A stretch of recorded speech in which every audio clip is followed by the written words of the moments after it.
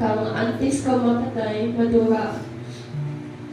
Domingo to, manapano ako sa Iloilo. Ang kwarta ko lang katulog, kay 50 lang yun. Pang-pliti ko lang balik sa utong. Nanayo ko kanakang barakata kadaplit.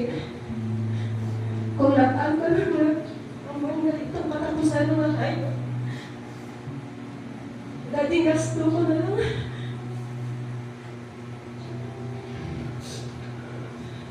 Okay, gawin nyo na service nyo kanina.